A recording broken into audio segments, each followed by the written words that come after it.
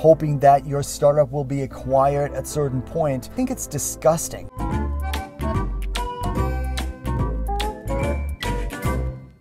Okay, so I have successfully completed the vision document, the introduction to the new startup that I was talking about, and we showed it to our investor and he liked everything about it.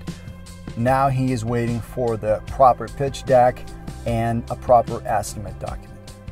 I gave you a couple of highlights on that vision document in the last video, but now that I have completed it, I can give you the actual layout.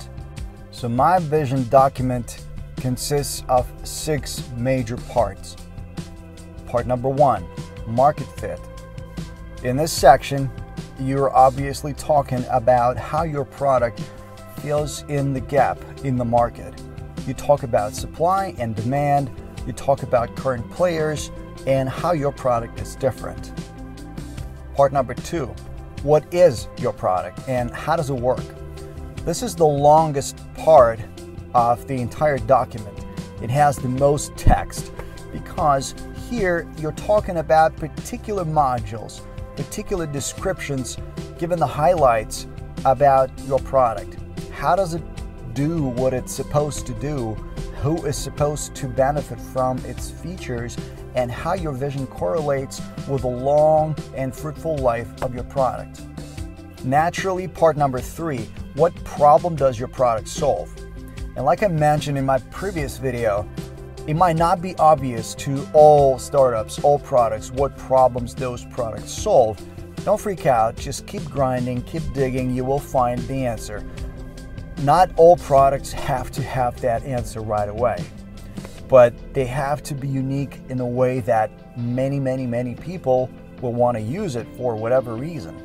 It might not be because it solves a problem. It might be because it creates a category or it fills in a gap that is not a problem but something that people just want to get addicted to, like Instagram. Don't freak out, keep grinding, keep digging, you will find it. Number 3 is how and what problem does your product solve? Number 4, the investor's question, how big is your market? Now, there are many ways to do this, and the traditional ones are going to those big research firms and buying market research documents and reports and all that stuff. I, however, figured out a better way to do it. It's safe to assume that most of the people you're going to cater to are using Instagram, Facebook, and YouTube on a daily basis, right? Now, those platforms are power tools that you need to use to analyze your data. Here's how. You write down 20 hashtags that directly correlate to your business model. If you can't write 20, write 10. Doesn't matter. Then you go to Instagram and you start searching those hashtags one by one. For example, you're selling products for entrepreneurs or coaching platform or anything of that nature.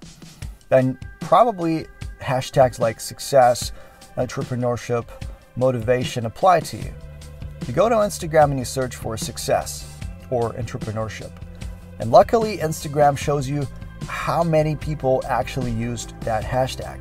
And then you go and do it to the rest 20 hashtags or as many as you have. And let's say you get 100 million people. Is that your market? Well, yes and no. Because a lot of people out of that 100 million will use entrepreneurship and success in the same post.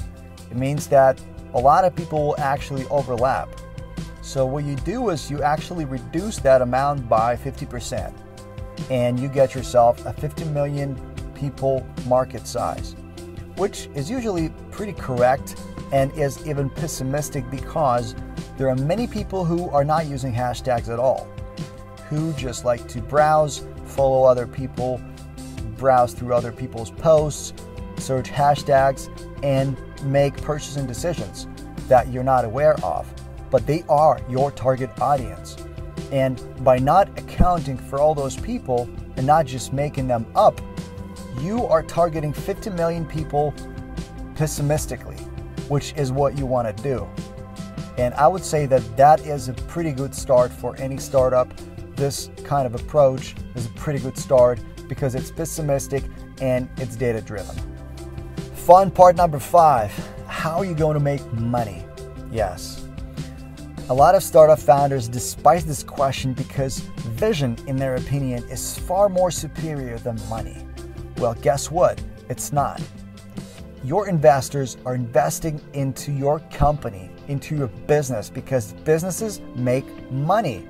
And if you're not even thinking about this, and all you think about is raising more capital to drive valuation up, and hoping that your startup will be acquired at a certain point, while it's not even profitable, I think it's disgusting.